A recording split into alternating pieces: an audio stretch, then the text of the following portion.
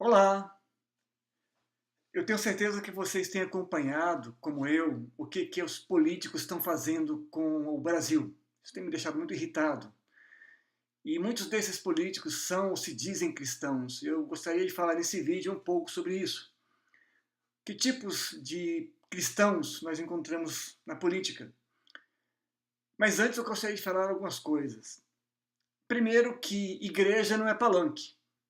Igreja não é local de discurso político, não é um local para um pastor ou um candidato irem e falarem da sua plataforma, nada disso. Igreja é um local para edificação do povo de Deus e principalmente para o louvor de Deus. Que um pastor fale sobre política, nenhum problema, mas não é local para discurso político.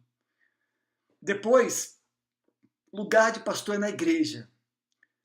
Está errado, pastor que é presidente, eu estou me referindo a pastores que são presidentes, líderes da igreja. Esses pastores não têm que se envolver com política, eles não têm que ser de um partido político ou se candidatar, eles não têm que fazer isso.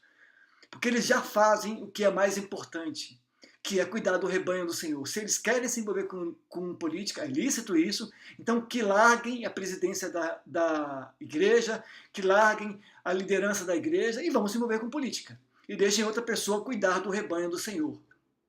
Terceiro, sobre os debates políticos.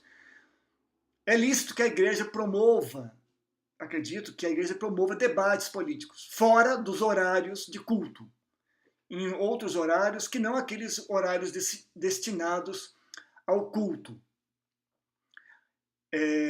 Que tipo de pessoas, de cristãos nós encontramos na política? O primeiro tipo é o tipo idealista quixotesco, né? São pessoas despreparadas, muito jovens ainda, mas entendem um pouco, têm curiosidade sobre o tema, pesquisam sobre o assunto e têm futuro. As pessoas são os idealistas quixotescos. O segundo tipo é o picareta cara de pau mentalmente perturbado gospel. Esse sujeito é apenas um filho de Belial, aquele cara que está na igreja, se diz cristão, mas não é de fato, e está o tempo todo falando de política, ou se candidata, diz que Deus o chamou para ser da política, que Deus o chamou para ser presidente da república, para ser governador, para ser deputado, e uma vez que não são eleitos, fica difícil explicar como é que Deus chamou a pessoa para perder, né? Ou chamou a pessoa e depois mudou de ideia. Ou se será que, na verdade, foram eles que precisavam de um terapeuta, né? Depois nós temos os bem-intencionados, mal preparados. E a igreja está cheia dessas pessoas. Gente que tem até boas intenções, mas tem preguiça.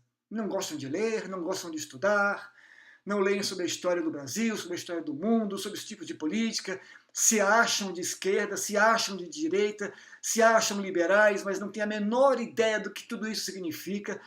Se dizem socialistas, mas não têm a noção da teoria do que é e nem muito menos da prática que essa praga é.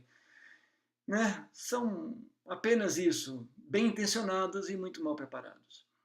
E depois o idealista realista competente. E é desse tipo de cristão que nós precisamos na política. Pessoas que são idealistas, são realistas e são competentes. Eles estudaram sobre o tema, sabem o que estão falando, têm uma plataforma, têm propostas, entendem sobre o assunto, entendem a situação política do Brasil, a história do que está acontecendo, se informam. Essas pessoas, sim, são pessoas que nós desejamos na política, né? Eu gostaria de dizer que essa história de falar que cristão vota em cristão, isso não é bem assim.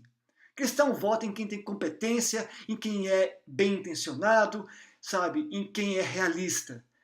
A gente está cheio, para que criar desculpa quem pensa ao contrário, mas para que criar o dia da Bíblia? O que isso vai afetar? Ou para que fazer tantas outras parafernálias, um monumento à Bíblia, que nem já gigantesco, para que isso?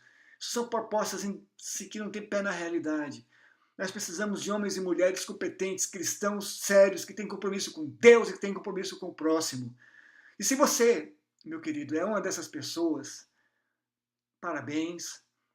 Ore ao Senhor, peça a orientação de Deus, procure o seu pastor, procure ajuda e se envolva sim com política.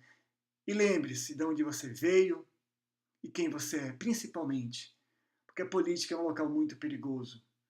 E é ali que muitos cristãos têm perdido não apenas a fé, mas têm perdido a salvação.